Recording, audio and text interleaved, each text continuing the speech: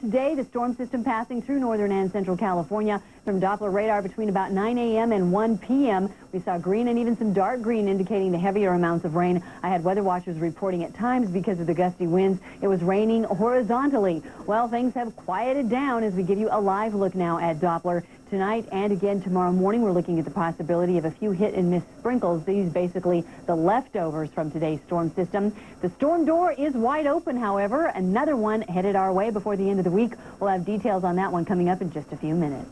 All right, thank you, Shelley. The Pacific Northwest is getting hammered by this storm. In southern Oregon, 4 people are dead after heavy rain triggered a mudslide that buried their home. And take a look at Portland, where steady rain flooded some areas with up to 2 feet of water. Flooding has left people stranded in their homes and cars stuck in intersections. Rivers and creeks overflowed their banks southeast of Portland, washing out homes, farms, and roads. More than 200,000 people also lost power in Oregon and Washington today. Elsewhere in the news tonight, San Francisco police foiling a bold kidnapping plot today, rescuing an elderly businessman and corralling 2 suspects. 75-year-old Marshall Wais was abducted from his home by 2 armed men this morning. They demanded $1 million in ransom. Authorities later dropped half the amount in the Golden Gate Park. And when the men grabbed the cash and let Wais go, police rammed the suspect's car and busted them. No, I was just getting out, and they said, all right, now start walking. And I started walking, and then wham, bang, boom. I know this, that the San Francisco Police Department and the Federal Bureau of Investigation did one fabulous job. They got the guys and did it. They did it right. Officers took Wais back to his home this afternoon. He was tired but not harmed. Police recovered the entire $500,000 ransom money. A convicted drunk driver charged with causing a nearly fatal accident went to court today to face new felony charges. 39-year-old Alfonso Barron had been convicted of driving under the influence 3 times in the last 5 years. Investigators say Barron was again drunk on Saturday when he slammed into a car containing 5 people, causing it to roll into a mud-filled ditch, and he never should have been behind the wheel. On his last conviction for driving under the influence, I believe DMV revoked or suspended his license for 3 years. So you're saying when he was driving on Saturday, he shouldn't have been driving? No, absolutely not. Barron could receive a maximum sentence of 6 years in prison. Rescuers pulled a woman and 4 children out of a car Barron hit. A 2-year-old girl remains in critical condition tonight.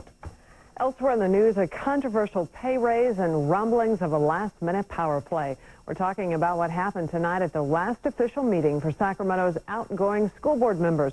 With more on what happened tonight, we go to Channel 3's Alice Scott live at the school board headquarters. Alice.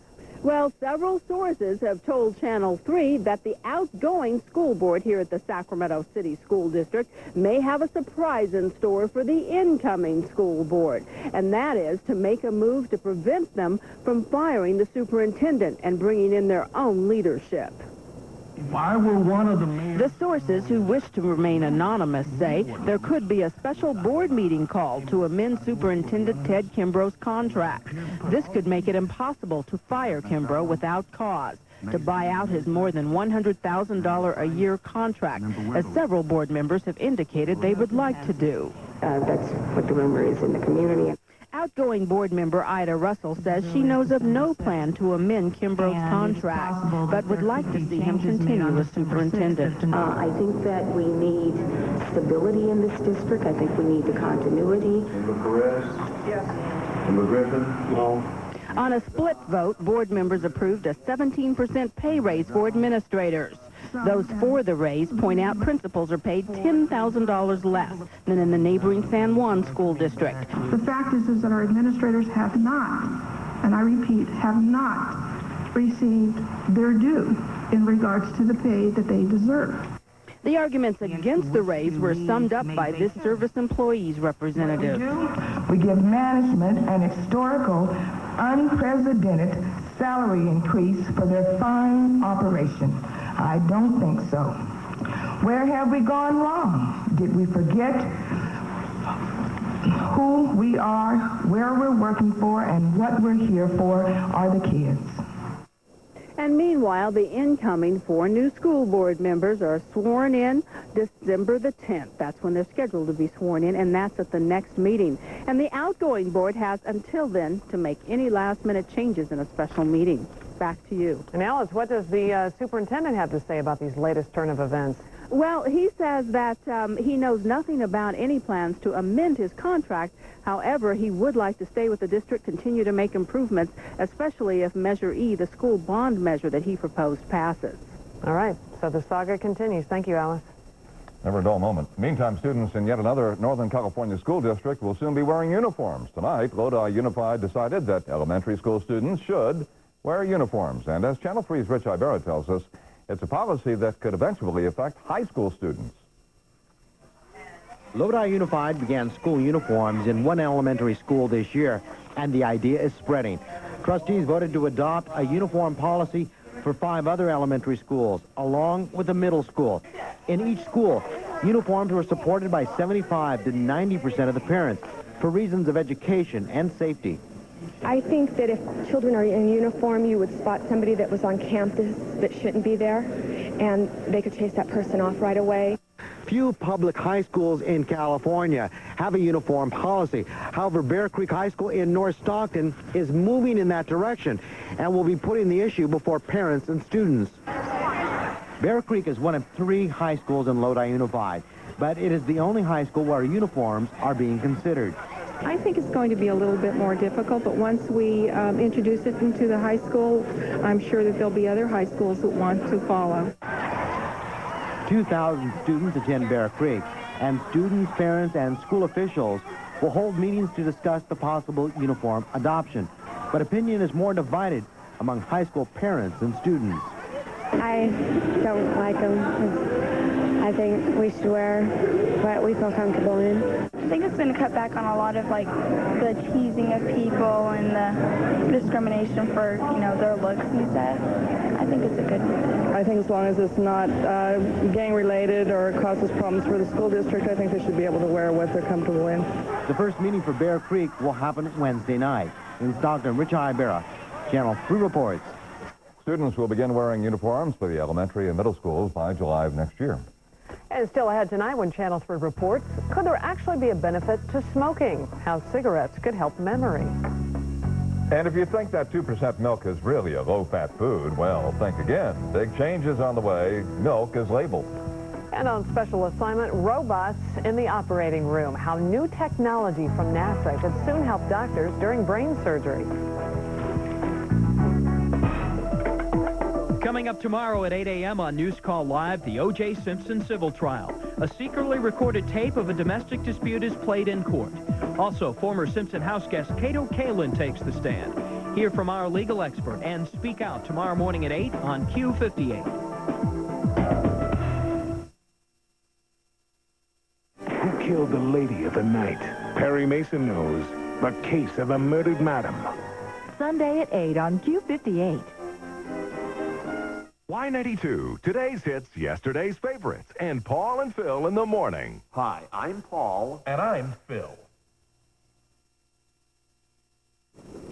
Can we order room service? For the price of a Toyota RAV4, fully loaded, you could get a Kia Sportage, ridiculously loaded. With 4 doors and 130 horses, selling for around $3,000 less than a RAV4. There's no end to the fun you can have. Honey, there's a squirrel in the hot tub. Get up to $12.50 cash back on a new Sportage. Real value comes from offering the consumer a quality suit at a great price, like 100% wool suits for just $200 at the Men's Warehouse. I guarantee it. Call 1-800-776-SUIT. On the Health Beat tonight, a new study shows a possible benefit to smoking. Researchers at UC San Diego have found cigarette smoking sharpens short-term learning and memory among young people. Experts say it appears nicotine in cigarettes mimics a brain chemical that carries messages between brain cells. Scientists say the slight improvement in memory comes at a high risk because smoking causes so many other health problems. The author of the study says the real value in the research may lie in providing clues about how to treat nicotine addiction. A warning about steroid use in teenagers from the American Medical Association tonight.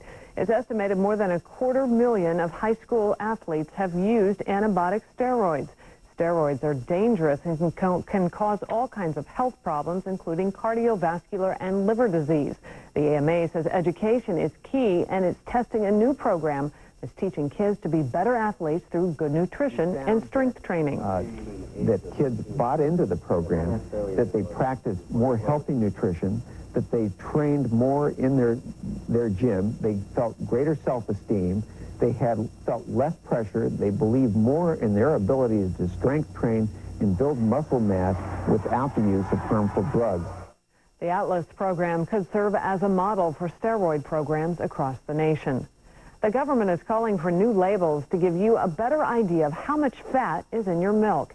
Here's an example. Most people think 2% milk is low fat because the carton says low fat. But 1 cup actually has as much saturated fat as 3 strips of bacon. Now the FDA is changing the rules, something the food police requested 10 years ago.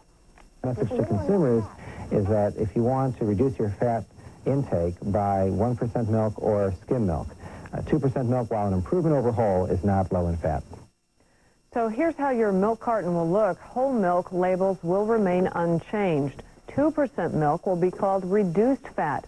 1% milk will be permitted to be called light. And skim milk can be called fat-free. The new label should hit stores by the first of the year. Advances in high technology have enabled surgeons to perform precise procedures more quickly, and now some NASA researchers have developed a new technology that they say could help revolutionize brain surgery. In tonight's special assignment, Channel 3's Tim Herrera explores the use of robotics in the OR. On this day, Michael Rowe is a little wobbly leaving Sutter Memorial Hospital. 2 weeks earlier, the 14-year-old Fresno boy underwent brain surgery to remove a benign tumor.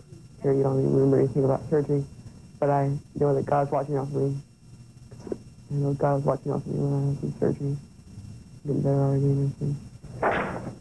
Sam Cirisillo is Michael's surgeon. Just behind the orbit is this tumor. Dr. Cirisillo says Michael developed a tumor on the left side of his brain, and it was pressing against the skull. About the size of a good-sized plum, something like that. But thanks to the latest in technological advances, doctors removed Michael Rowe's benign tumor. We can now be much more certain that we can define margins of tumor and avoid very important other structures such as major arteries or nerves that we don't want to touch. But scientists at the NASA Ames Research Center in the Bay Area think they've discovered a high-tech way to help brain surgeons make more precise decisions. So what we're trying to do here is to take the human element out of it and add more precision by using robots. NASA researchers are developing neural networks, software to manipulate a robotic probe to locate brain tumors. Now, for now, we are not able to use brain. We use tofu instead. Researchers are experimenting with substances like tofu and gelatin that have the same consistency as the human brain. The sensors they use are smaller than probes used by neurosurgeons and map tumors, determine the size, while steering clear of critical areas of the brain. If the surgeon is moving it around, the probe will say, that's a blood vessel, back off. Exactly. Researchers insist the neural network sensor is designed to only serve as a surgical instrument, not a surgeon. Does it remove the tumor, or does it just locate it to help the surgeon? Yeah, it just locates it, then the surgeon can make decisions on whether to take biopsies or whatever. The joints all have sensors in them, and that information then gets fed back into the computer. While Dr. Cirisillo supports the idea of robotic research, he doesn't believe machine will ever replace man in the brain surgery operating room. Even with advances in neural networks and software development, you'll never be able to teach a computer, I don't think, to do what we can do after years of training. The robotic system is still in the testing stages. NASA is asking the FDA for approval to experiment with the robotic probe on humans. Researchers say within a year, robots could be assisting brain surgeons in the OR. In Sacramento, Tim Herrera, Channel 3 reports. NASA Ames officials are saying that they hope to someday develop the technology to allow surgeons to perform operations via remote control, such as performing procedures in space. from Earth. Well, it's probably effective, but somewhat lacking in bedside manner, you know? A good use for tofu. Yeah, really. Could never eat it. Well, it's not over. Not again. It's not over yet weather-wise. It looks like we're going to have more wet stuff on the way. Shelley's got your forecast here in a couple of minutes. Stick around.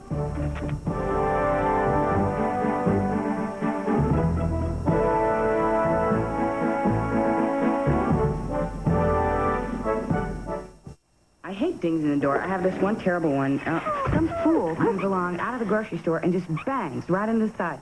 And then, of course, he's looking around. Nobody else can see him but me. He's banged, and I have this huge dent. But my owner can't always get to him, you know, right away to get him fixed. But I think she tries to make up for it.